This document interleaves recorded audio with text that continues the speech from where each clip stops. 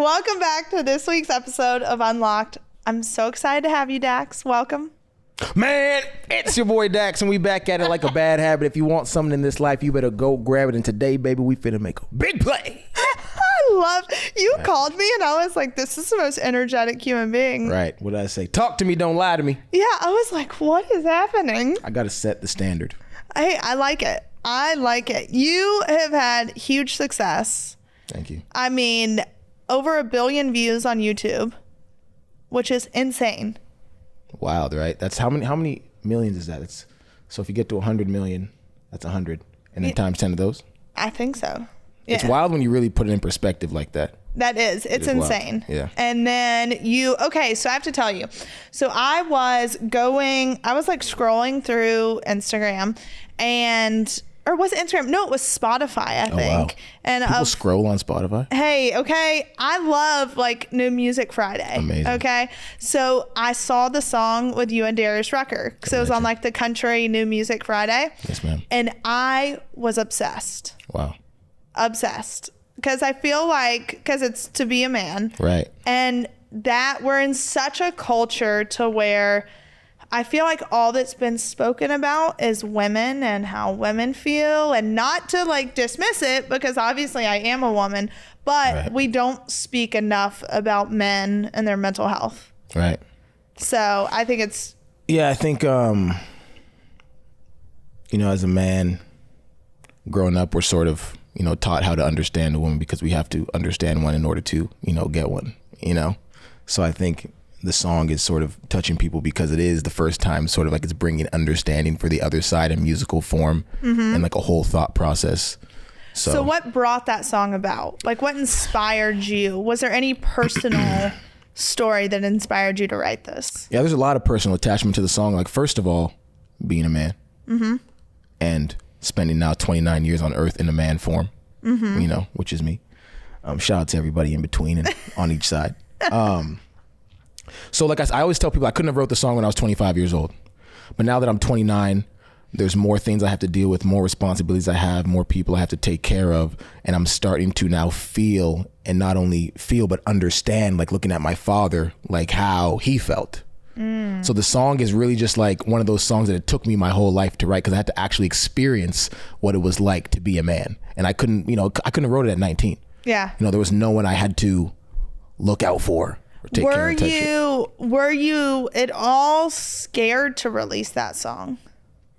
I wouldn't say so. I think, there's a lot of, like you said, it's sort of a big topic right now, man, woman. I tell people this all the time. The relationship between a man and a woman is the most important thing in the world. Why? Because that's how me and you are even here, because a man and a woman decided to have us. Therefore, by process of elimination, that's the most important thing in the world. So I think the topic is huge because who you decide to make another human with is the most important decision you make. Without a doubt. Right. So to me, coming off of your question, I didn't really have much fear because I knew I wasn't attacking anybody in my song.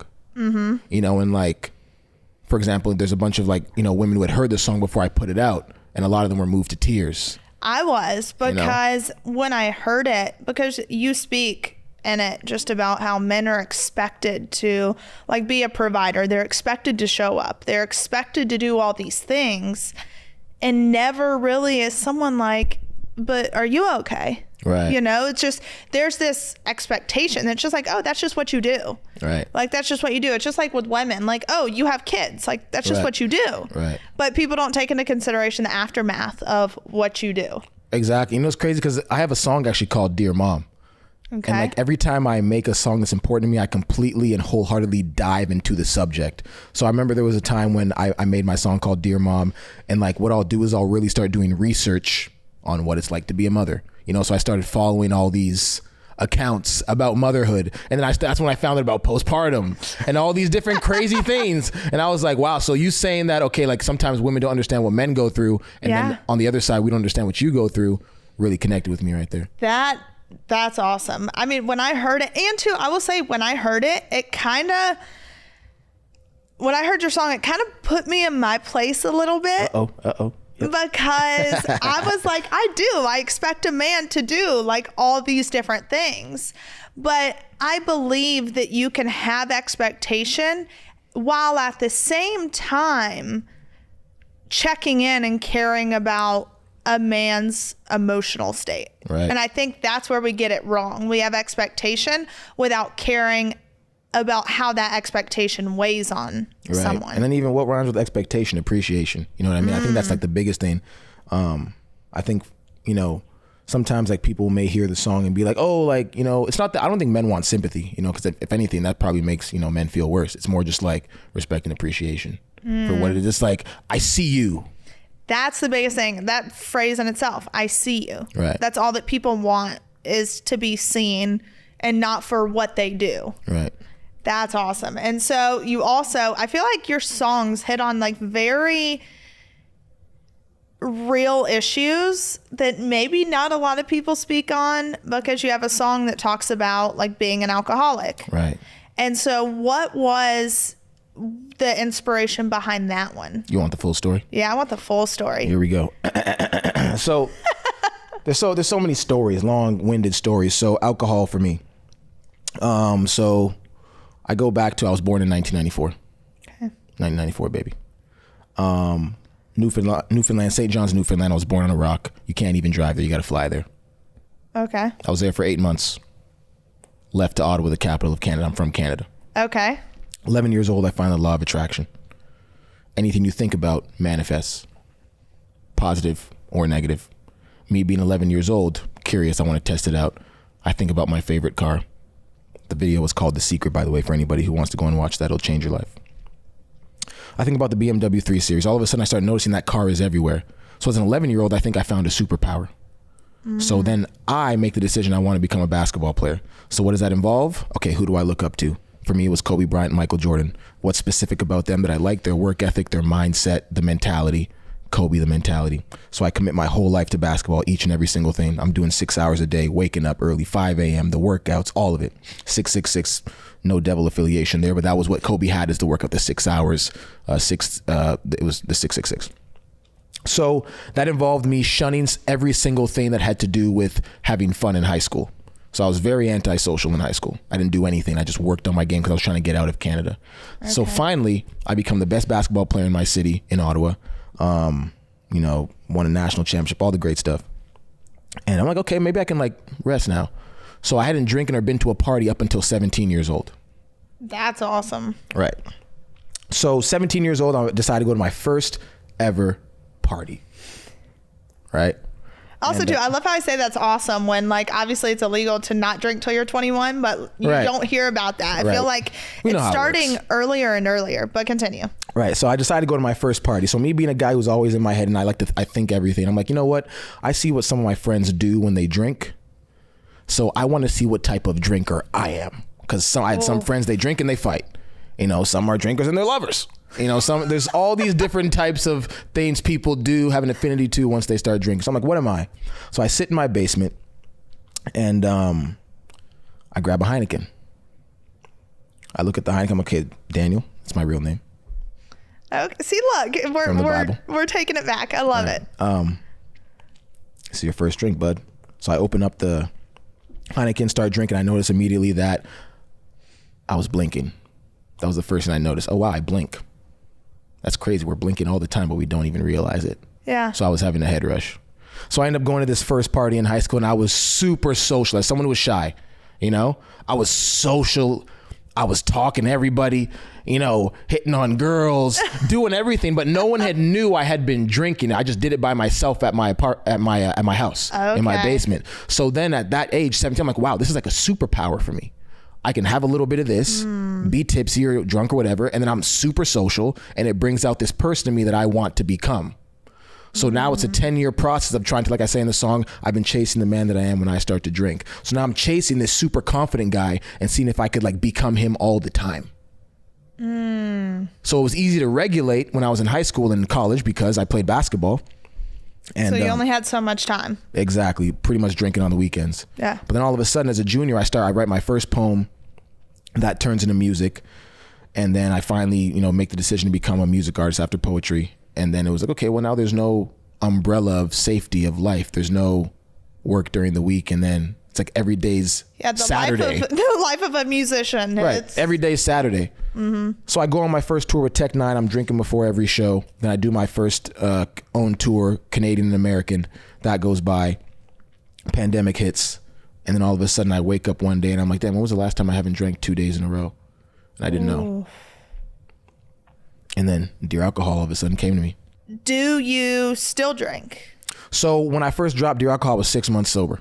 Okay. Went on my first vacation ever, had a couple shots tequila. But I always knew, I was like, okay, the biggest battle for me is going to be going on tour and not drinking, which I failed at. I drank before my show. I need a couple shots tequila before you go up there in front of, now hundreds of people. Yeah.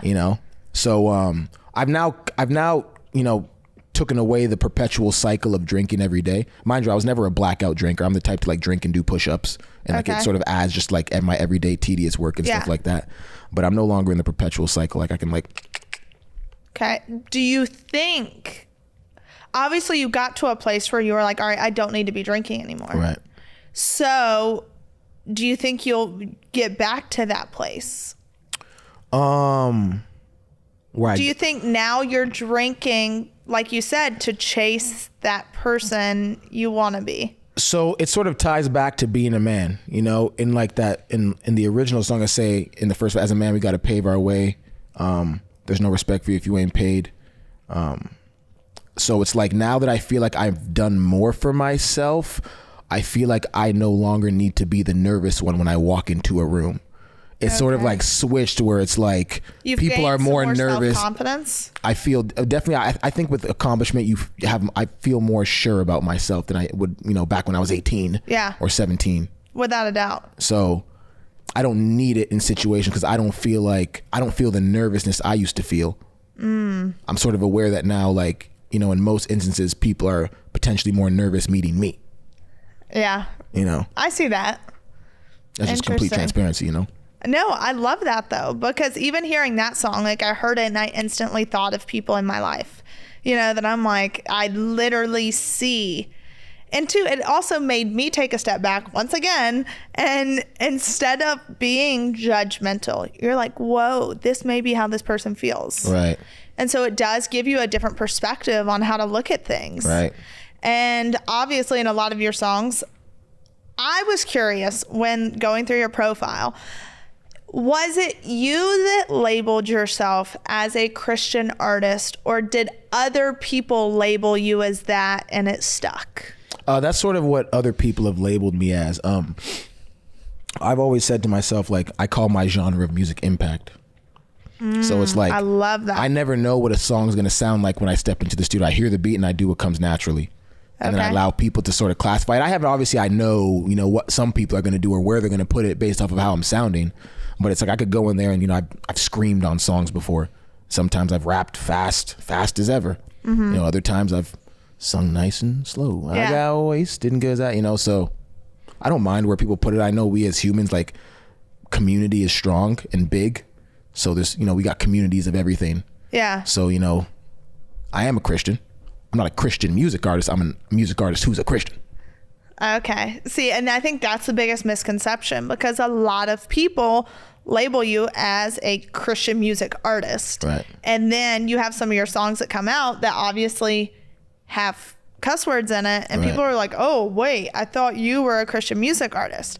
This episode of Unlocked is brought to you by Progressive Insurance. Most of you listening right now are probably multitasking. Yep, while you're listening to me talk, you're probably also driving, cleaning, exercising, or maybe even grocery shopping. But if you're not in some kind of moving vehicle, there's something else you can be doing right now. Getting an auto quote from Progressive Insurance. It's easy, and you could save money by doing it right from your phone. Drivers who save by switching to Progressive save nearly $750 on average, and auto customers qualify for an average of 7 discounts. Discounts for having multiple vehicles on your policy, being a homeowner, and more. So just like your favorite podcast, Progressive will be with you 24/7, 365 days a year, so you're protected no matter what. Multitask right now. Quote your car insurance at Progressive.com to join the over 28 million drivers who trust Progressive. Progressive Casualty Insurance Company and Affiliates. National average 12-month savings of $744 by new customers surveyed who saved with Progressive between June of 2022 and May of 2023. Potential savings will vary. Discounts not available in all states and situations. How do you respond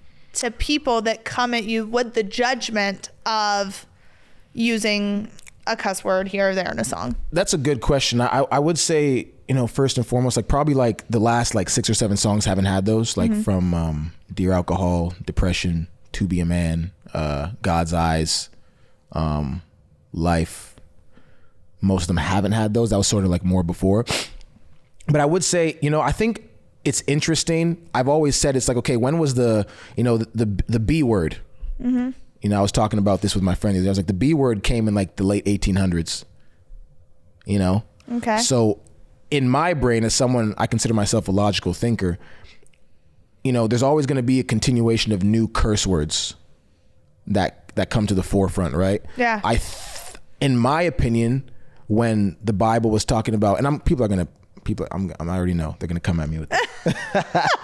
So for example, what's the difference between me calling someone a name, but then actually cursing their life? Is it like if I look at a child and I go, you are never going to be anything. You are a terrible human being. You will never amount to anything. That's a curse. Mm-hmm. I agree with that. Or if I just look at, I'm joking with the child. Hey, yeah. So I think there's a line there that people need to really think about in terms of what cursing really means. I think in the Christian community, it's very easy to point at people when they curse because it is the most like, it's on the surface. Yeah. Like, I see you did that, so you're bad.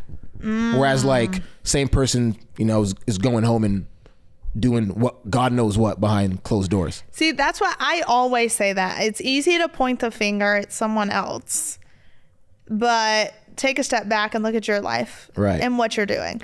And so, because I did see a lot of judgment come your way with using curse words. And I was like, it was kind of, to me, I was like, okay, you have this judgment, and then like, how are you judging someone for saying just the judgment itself? Right. And here's my thing. I don't mind. For example, I don't try to use curse words. Yeah. I think in my earlier days, like people always say, oh, like I think it's not hard to not use them. Mm-hmm.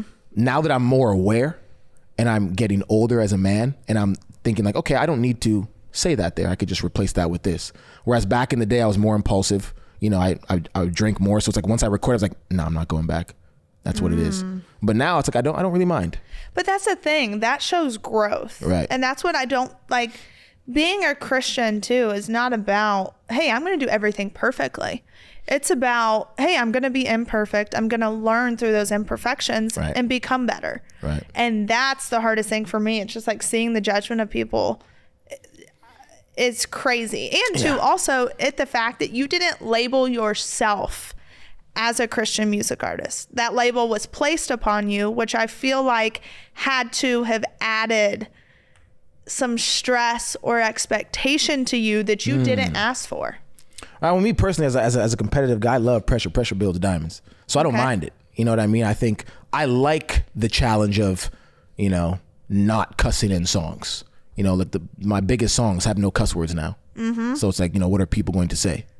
Yeah. So it's like, I don't have to cuss. I never tried to. It was more just a form of expression. But I challenge people to really think about that. What is a curse? Because I think you can curse people in multiple ways. I love that. And I didn't think of it that way. And so with a lot of your music obviously does have God in it, or talks about the struggle with God, the devil, whatever it may be.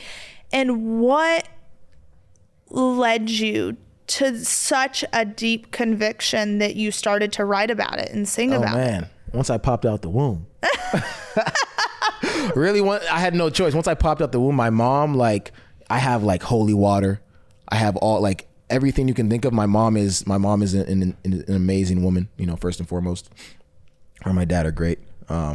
And she's all in to God, since I came out the womb. So it's people always ask, oh, did you, because I made this song called Dear God, where I ask multiple questions that I think most believers would have through like the course of their life. And what were those questions? I could recite the whole song for you. Dear God, there's a lot of questions that I have about the past. I don't want to hear from a human. You made it. There's a lot of questions in there. Tell me what's real. Tell me what's fake. Why is everything about you a debate? What's the point of love? Every time I showed it, I was broken, and it's forced me to want to hate. Why is there only one you but multiple religions? Why does every conversation end in a division? Why does everybody want to tell us how to live, but they won't listen to the same dang message that they're given? Tell me how to feel. Tell me what's wrong. I tried to call, pick up the phone. I'm on my own. Everybody says you're coming back, then why the hell is it taking so long? Why do I hurt? Why is there pain? Why does everything good always have to change? Why does everybody try? It just keeps going, questions upon questions upon questions. And those are questions that everyone has, right. and they're afraid to ask. Right. But they've asked them, though, because if you said them in your mind, God knows the heart, mind, and the soul, so you've asked them. Mm-hmm. But I think this song voiced it for people and allowed them to be like, okay, there's other people who think the same. They realized it was okay to ask those questions, right. And that they were not alone. Yes, ma'am. Was that song therapeutic for you? It's crazy because like back to, you know, where my faith came from. It came from, like, you know, my mother and her strong belief. So I've never personally had a thought that God wasn't real. Yeah. I see God as like, and, you know, God, you know, Jesus Christ, all these things. I see the Bible as just like logically it makes sense to me. So I've never had a question whether or not it was real or not. Mm-hmm. But I know, you know, growing up, I've had conversations with, you know, now so many people. So I knew that song was going to be important, mm-hmm. because I know people ask these questions and go through it, you know, especially depending on, you know, some people have harder backgrounds and stuff like this. So that causes people to question God.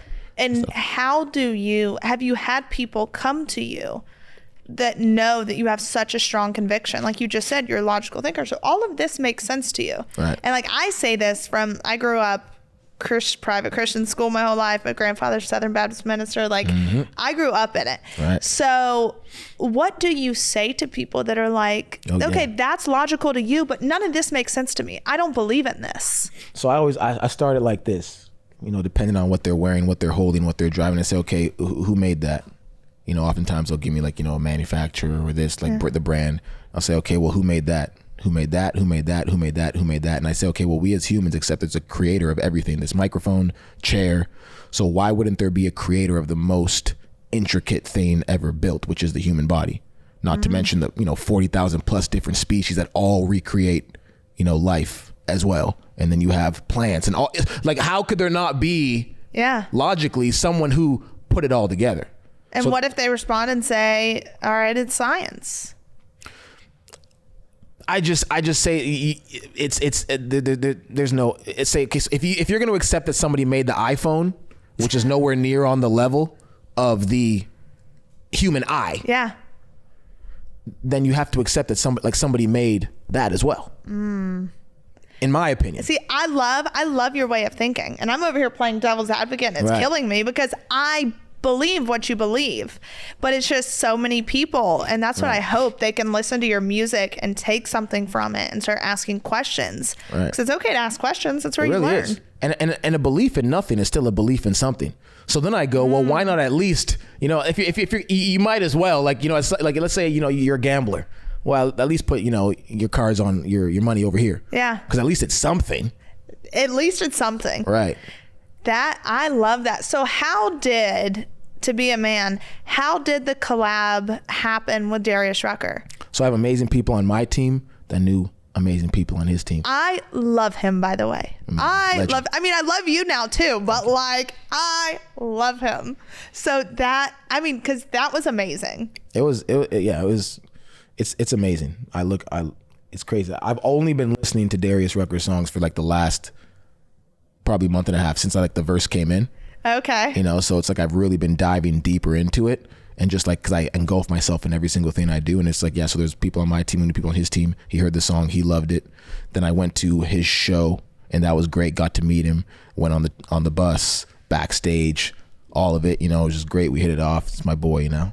I love that because it was, and to what, you already have over 3 million views. I want to say like 3 million views on YouTube. We're getting there. We're getting pretty close to that. Yeah, which is crazy. Within how many days? Or it's been about 10 days now. Yeah, that's absolutely insane. Absolutely insane. And so, okay, so one of the, I gotta pull up my phone because you did a song. Talk to me. That was very, I think I know what you're about to pull. I think, did I, was it a remix? Yes, and it was. I know what you're about to say. I posted it on my story. Oh man. Yes. Is it the Toxic remix? No, not that one. No. Oh, this one. I thought you were talking. I thought. No. That was controversial? Yes. Wow. I missed it. Very controversial. Dang. Like, because it's the, who sings this original song? Oliver Anthony. Yes, ma'am. And what's the song called? Rich Men North of Richmond. Okay. Yeah. So when that song came out, obviously that was very controversial. And then you did a remix to it, which I loved. Thank you. I loved because it says everything that we all want to say, but we're too afraid to say it. And how did that remix come about? Like, how did you... How did that come about? There's been a couple. So I've remixed songs for a very long period of time. Yes. Like when I started the first thing I ever remixed, September 1st, 2016 was my first time. First song I ever dropped was a remix to Drake, One Dance. Okay. So I've remixed things periodically throughout my career. As I continue to grow, I've remixed less and less and less. So now it's just like when something is like compelling to me and I felt the overall importance of this song, I felt as though what he was talking about in his original song, I lined up with in terms of views and that I could expound upon it with words. Okay. So. And did you, when you heard that song, because obviously, I mean, he has been offered insane deals. For people that don't know, you can look it up, Richmond, north of Richmond. And it spoke to millions and millions and millions of people. Right. And then when you remixed it, you basically, like, you spoke about youth and kind of how it all starts with the youth, which I have said before, like, children are what you leave behind. Right. So what you teach them leaves an impression. Right. And how did you come up with that remix? How did I come up with it? Because you talk about what we're teaching them in schools and how they're able to make decisions when they can't even tie their own shoes. Right. And so how did I come up with that song? So every song comes to me, I sit there and the words just start coming to me. That's how every song comes about. In terms of the thought process that came in line with the youth talking about, I think about this all the time. So some people be like, okay, well, what do you mean, it starts with the youth, right? So the more money people make, the longer out they think. Let's go back to the very beginning. Someone has zero money, or let's say, quote unquote homeless, is thinking about, what am I doing tomorrow? Yeah. Where am I sleeping tomorrow? What am I eating tomorrow? As you make more money, you expound upon how long you think about. So someone who makes $1 billion isn't thinking about tomorrow. They're thinking about generations. So where do you go? You go to the youth, right? Because you're understanding that, like, okay, I'm not even thinking about now. I have so much money. A month from now doesn't matter. No. 2 months doesn't matter. I'm thinking about generation upon generation upon generation. So that's how I have the thought process of, okay, it starts with the youth. I love that. Because now when I start thinking of it, you think about like the iPhone. You think about how they're looking to get to people 100 years from now. Right. It's not about now. It's you got $1 billion. Tomorrow doesn't matter. Yeah. It's like, well, okay, let me change generations. 100%. I mean, I heard that. And when you're talking about the youth, like, I think of Chloe and I'm like, all right, what are we teaching these kids in school? What are we? And because people have like hounded me before for certain beliefs and things that I've said and done. And my thing is, it's not about like left or right. It's about humanity, and it's about setting people up for success and for the future and all these things, and just letting kids be kids. Right. And that's what you said. You were like, let's let kids be kids. Right. Well, I start the song essentially talking about, it's not about what side it's about. For me, it's always been common sense. I'm not someone who, partakes necessarily in like political views. I just partake in common sense. I feel like to you, it's common sense. Because I do think there are on both sides, they would be like, but that's not common sense if they don't agree with you. But that's one of the problems. I think there are certain things that are not subjective. Yeah. Like the sky is blue. Yeah. That is accurate. You know, but I think if I'm the one person sitting right here and there's 5 people around me and they continuously for years upon years upon years upon years shout at me saying the sky is green, eventually I'm just going to be like, all right, leave me alone. The sky's green. It's green. But now we're all saying it's green. And then that goes to my kid. And I'm telling my kid, well, you know what? I don't want them shouting at you. So you better say it's green too. So they leave you alone because I want you to be chill and I want you to have a good life. And then that just goes and goes and goes. So I think that's where we're at in society. It's like there are certain things that I believe aren't subjective, but there's just people who are continuously yelling, it's this, it's this, it's this. So then this person just like, well, I just want peace. I have seen that time and time again of people that are just like, well, I was just tired of being bullied, or I was tired of people coming at me, and I was tired, so I just folded. Right. And that's like a place in my life right now to even personally, it's like I speak up heavily on prison reform and our corrupt system, and people are like, you should stop. Like, and I'm like, I'm not. Like, I'm going to stand for what's right, and what's wrong needs to go. Right. And it's just, that's the time that we're at, is I feel like we need to be stronger in our convictions. And I don't care if I would rather have 5 good people around me than 1,000 people who just want me to believe what they want me to believe. Right. Yeah. Cause we're right near the end, you know, in terms of like the advancement in technology that has happened within the last 60 years, you know, like we got flying cars now. The last thing is teleportation.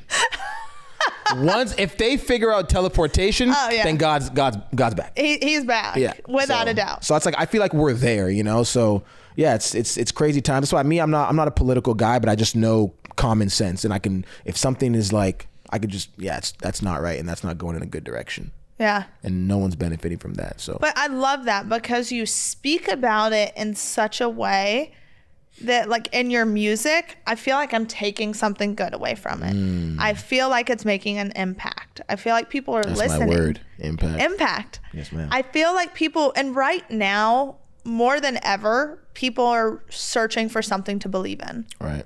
And I feel like just since the past few years, like, everyone's been lost. No one knows which way to turn, and they just want something to hold on to. That's powerful. That's something. Powerful.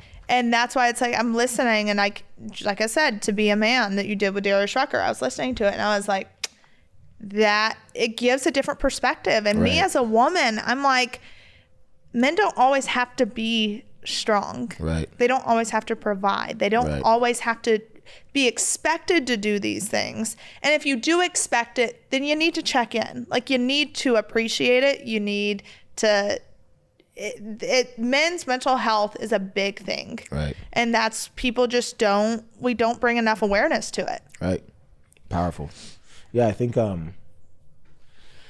what you were saying in terms of like and the thing is, like, really, it's like, you know, quote unquote, good men want to do those things. Yeah. But they also want to be appreciated for those things. I think that's the biggest thing. Like, we want to do those things.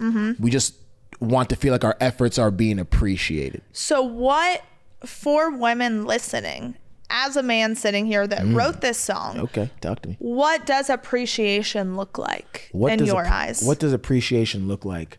Appreciation looks like not continuously moving the goalpost. You know, so it's like, okay, I'm doing this once, but sometimes once you start doing something consistently, it becomes expected. And once it becomes expected, now you're expected, okay, well, what's next?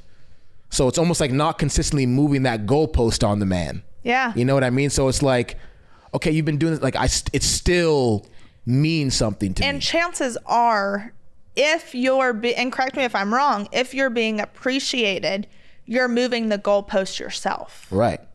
Yeah, I think it's because I truly believe that, like, you know, when like a man truly loves a woman, he wants to give her the world. There's absolutely no doubt, and that's his goal. You know, the only thing that I think changes a man's feeling is when he feels like his efforts are going unnoticed, and then he becomes jaded. So I think just like I said, not moving the goalpost all the time, you know, reassurance, you know, listening to understand. I think that's a big thing. I have always said that. I'm like, we live in a world to where we listen to respond, not understand. Right. That, a big thing, just, you know, as men, like, you know, letting a man finish his sentences, you know, like these are like little things, but it's like those types of things where it's like, where you step into a space and you're like, you know, that like, you know, you and your woman are on the same accord, and that like, it's, you know, it's like stuff like that, I think is like very small things, but that like men truly appreciate. Yeah. You know? But that's good. Like, cause for me, I'm like, I don't have a right to tell you that that's not valid or that's not. And I think I'm trying to, cause I'm very independent, like very independent. I do my own thing. I provide for myself. I do all these things, but I also want to be like vulnerable and want to be submissive and want to do all these things. And I feel like a lot of women are like, well, if I'm submissive, then that means that I'm not strong. When in reality, it's totally different. You can be strong and submissive at the same time. Right. And by not being submissive, a lot of times it does have the tendency to emotionally hurt a man. Right. Yeah, I think like, you know, these are tough conversations. You know, this is a great conversation right now. And I think, it's crazy because I think like most men, like even like right now, I feel like I'm sort of walking on eggshells. You know what I mean? In terms of like, and you don't want to say some crazy. Sad. Yeah, it's crazy. You know what I mean? I think it's crazy. I think that's why the song is so important, because it voices that without me having to like, you know, go on these like big explanations. Yeah. But I think it's like, even just, I know a lot of women get triggered by the word submissive. You know, I guess in my mind, I just think it's like, at the end of the day, it's like, I look at it from a godly perspective, right, of a woman is to be submissive to her husband as a husband is to his wife. Right. I think, yeah, exactly. And I think, you know, like I said, a man, you know, putting his life on the line, you know, trying to provide for family is, in my opinion, a term of submissiveness. Yes, without a doubt. You are sacrificing your life, your happiness, and in order to make sure these people are good. So, yeah, I agree. And that's the thing. It's like this podcast, when I started it, I was like, I want it to be a safe space for tough conversation. Right. Doesn't mean we have to agree, but learning where someone came from, what their life experience is, like that shaped their opinions and beliefs. Right. So it's valid, and respect it. Even if we don't agree, respect it, because that's who someone is. Right. And I hope that that's how people take it, because it's just, that's what it is. Right. And you want to know what's crazy? Is like, one thing until I started writing poetry and making music, like people would think I'm this like master communicator. Yeah. You know, but like in reality, I've never been that good at actually just like sitting, like communicating how I feel and all this stuff to an actual person in front of me. But once I started writing poetry and making music, my life changed, because then I was able to then do that. So it's like, I think a lot of men feel like I do right now having this conversation where it's like, oh, I don't want to say this, I don't want to say that, That's where the song comes in. Because it speaks. But I think, too, as a woman, I hate that men feel like they have to walk on eggshells in order to not offend me. Because I would rather, and it's just my own point of view, I would rather know exactly where you're at, emotionally, psychologically, and be offended, and have the chance to say, hey, what you said really did hurt me, and this is why. And give you the chance to correct it. And that's where growth comes from. And you're never going to truly know who someone is if they feel like they have to walk on eggshells. Right. But I also say that a lot of the men feeling like that comes from like past experience of trying that out and it not being successful, and, you know, dealing with, you know, their counterpart who may say they want them to do these things, and when they actually do and try it, they don't get the response that they thought they were getting. So I think it's like, you know, you have this like passing down of men, especially now with the influx of social media, where they're going like, hey, you know, she's saying to be vulnerable, but once you do, understand it's not going to be the same. Yeah. So it's almost like, I think, you know, every man goes through this phase in life where it's like, okay, they finally listen to the girl. okay, I'm gonna just let it all out. I'm gonna, I'm gonna be emotional. I'm gonna let it out, and I'm gonna speak my feelings, and then all of a sudden, they don't get the response that they thought they were going to be getting, so then they become hardened. So it's a letdown. It's like you got your hopes up that like, oh, I can finally be open and honest and vulnerable. But also too, I feel like it kind of goes both ways. Yeah. Like, because it's harder for men to be vulnerable because you've always been told you're not allowed to be. Right. You're supposed to be strong. And that's where your song comes from. Right. It's like you're always told you can't be these things because you have to be the protector. Right. You have to be the provider. When in reality, you're a hell of a lot better of a protector when you teaching your kids it's okay to be vulnerable. It's okay to talk about how you feel. It's okay to deal with these things. But I also want you to think about it like this. So on one spectrum, as men, we're always being told we have to be providers and all these different things, so we don't want to express our emotions. But there's also the side where the women are also being told that men are supposed to do this as well. Yes. So it's like, I always tell people like this, right? People literally commit crimes, then they get a defense lawyer, knowing they're guilty to defend them. Yep. And everyone, like, both, they know they're guilty, but I'm still, so it's like, sometimes I tell my boys, it's like, well, women are always going to say, I want you to be vulnerable, because saying that otherwise doesn't sound good. Because as men have been taught not to feel, do these things, express your emotions, the women have been told men shouldn't be like that. So it sounds great for you guys to say out loud, oh, be vulnerable, be this, be that, but your actual programming ours isn't built for that. Isn't, yeah. So once the man does, that's why we don't know how to react. Exactly. But obviously, like, defense law, I committed a murder, but I'm defending me and I didn't do it. Yeah. So it's you guys, it's like, oh, my whole upbringing, lifestyle, Disney movies, everything that's in the culture has told me men are supposed to be like this. Out loud, I'm going to say, be vulnerable, but once it actually happens, you're not ready for it.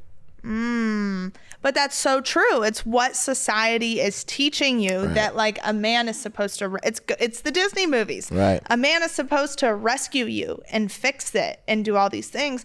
You don't see a Disney movie about a woman rescuing a man. Like you don't, it's just not what it is. Right. But do you think that now it kind of goes back to the remix that you did about how it starts with children. Right. If we start to normalize, which I feel like in the past few years, like mental health has become more normalized. Like it's okay to not be okay. So if we start with the youth and with boys saying like, well, how do you feel today? And normalizing that do you believe there could be change? Do I believe there could be change? I look at myself and I don't think I would be who I was if I was super emotional. Like I don't necessarily think it's a positive for men to be super emotional. I don't. It's kind of a double-edged sword. It's a double-edged sword. I think like like I'm happy the way I was, like, I would want, my son to sort of be the same way. I think it's more about just like I made the song for understanding. Like so like it's not that we want to be more emotional. It's just that we want to understand how I am. Right, the woman we care about to understand what we're going through. Okay. But we don't want to cry. We don't want to, because that makes us feel weak. But why do you not? But if you're writing a song about, hey, like I want you to know how I feel. Right. And how I feel is all these negative things because of expectation. Right. You want us to know, but you don't want us to fix it. Because you can't fix it. We have to bear it. We just want you to understand. Understanding is the key to communication. We can speak all we want, but if we're not understanding, nothing's being accomplished. Okay. So the song isn't for sympathy, it's for understanding. This is what we go through, understand. So maybe next time when you want to, go off on this tirade, you can just be like, you know what? Maybe not today. Maybe not today. You know what I mean? Just for understanding. I love that though. Because I love getting different points of view, and I love sitting across from you and being like, okay, that actually makes sense. Right. That's awesome. Okay. So what's next for you? What's next for me? More songs that impact people's lives. I'm just warming up. I have so many, that I'm excited to release. It's just sort of now I have to like take time because I want each one to like actually get to the people. So, you promote it and you do all these things, and just more music and reach more people. I don't have any goals that are outside of my control. Okay. I know how, this the music and the industry works, and, it's people pushing buttons and blah, blah, blah, blah, blah. So all I'm focused on is like getting to more people with the music and whatever comes with that. God is good. I love that, because clearly it's happening. And too, I'm blessed that Instagram put you on my feed, and Spotify, and all the things. I'm blessed because I truly do feel that more people need music like yours that speaks to people and that touches on topics that we're scared to touch on. Right. And like, there's things that I believe that you speak about, and I'm like, oh, I'm afraid to, but you're like reposting your song. It's my way of speaking it, right? Just not speaking it. Exactly. That's why I love music, man. It's really blessed my life. I was always like a very angry child, but I always changed my anger into like motivation to work harder. But where did that anger come from? I just think anger is such a great thing. Anger can, if used the right way, can really motivate you to achieve great things. So the anger for me always came from feeling like, people didn't, respect me, what I was doing, the work I was putting in. It was from all different angles. Yeah. There's a lot of, there's some things I'm taking to my grave, but, it came from a lot of different places, Mm-hmm. But that's what life is. I feel like what you're doing now, it's like I talk about it. There's been a ton of things that's like you said, like I'll take it to the grave.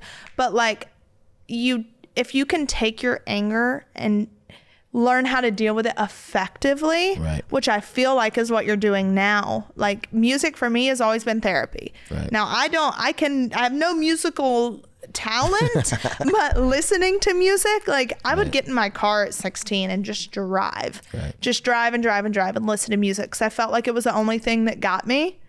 And so I feel like what you're doing now is taking that anger and like impacting people's lives with it. Amen. So it didn't go to waste. It didn't, right? Yeah, I'm blessed. I found it at 22, so yeah, God is good, man. I love it. Well, thank you for just showing up today and having tough conversation, and I could talk to you forever. So thank you. Thank you.